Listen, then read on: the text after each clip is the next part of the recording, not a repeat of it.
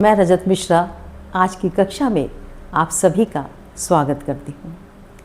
हम पढ़ रहे थे अभिकारी शब्द यानी अव्यय और उनके भेदों के अंतर्गत हम क्रिया विशेषण के बारे में देख रहे थे, जिसमें से हमने रीतिवाचक क्रिया विशेषण और स्थान बोधक जो क्रिया विशेषण शब्द है उनके बारे में जाना था। आज हम जानेंगे क्रिया विशेषण के और दो भेद, कालवाचक क्रिया विशेषण और परिमाणवाचक क्रिया विशेषण। कालवाचक क्रिया विशेषण जैसे नाम से ही स्पष्ट है, काल का मतलब है समय, यानी क्रिया वो शब्द जो कि क्रिया के समय का बोध कराएं, उसके घटित होने के समय का बोध कराएं, वो शब्द कैसे हैं? कालवाचक क्रिया विशेषण। बात समझ में आ रही है आपको? कालवाचक क्रिया विशेषण से मतलब है वो शब्द जो कि क्रिया के घटित होने के समय का बोध कराएं। इसकी पहचान क्या है? अगर हम क्रिया में कब शब्द लगाकर प्रश्न करते हैं तो उसका जो उत्तर आता है वो क्या है? कालवाचक क्रिया विशेषण है। जैसे गुरुजी अभी आए, हम पूछते हैं कब, तो अभी, तो ये अभी शब्द क्या है? कालवाचक क्रिया विशेषण है। इसके भी तीन रूपों में, तीन भेदों में हमको मिलता है। काल बताते हैं, अवधि बताते हैं, समय बताते हैं और बारंबारता, निरंतरता से कैसे घटित हो रही है इस समय का भी बोध कराते हैं।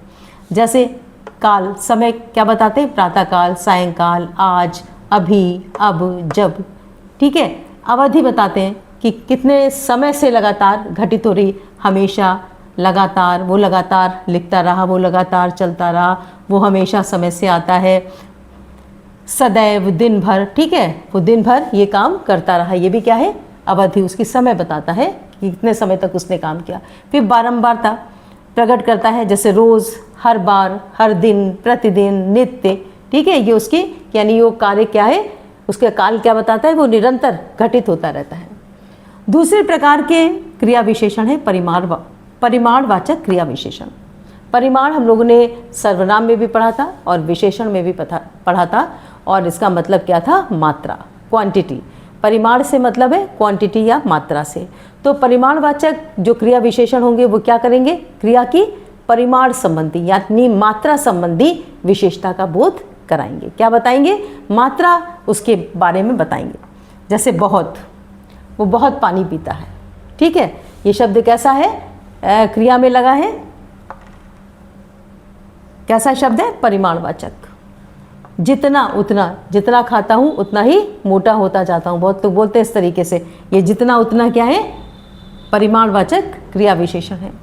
थोड़ा, उससे थोड़ा खाया। ठीक है, तो थोड़ा भी क्या है? परिमाण, मात्रा बता रहा है। तो वो शब्द जो कि क्रिया की विशेषता कैसे प्रकट करते हैं, उसकी मात्रा के रूप में, वो शब्द क्या है?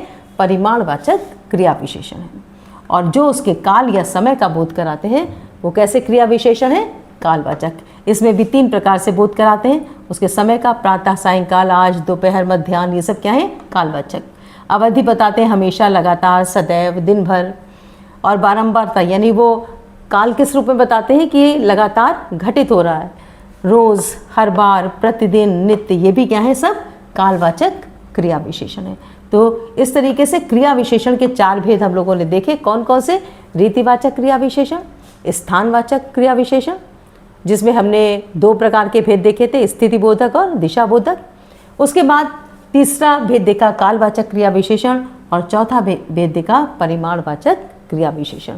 तो अव्यय के अंतर्गत उसके पहले भेद क्रिया विशेषण के अंतर्गत ये चार प्रकार के क्रिया विशेषण हम लोगों ने देखे हैं: रीतिवाचक, स्थानवाचक, कालवाचक और परिमाणवाचक। तो आप इनका अभ्यास करिए और ऐसे ही वीडियोस के लिए चैनल से जुड़े रहिए और उसे सब्सक्राइब करिए। Thank you.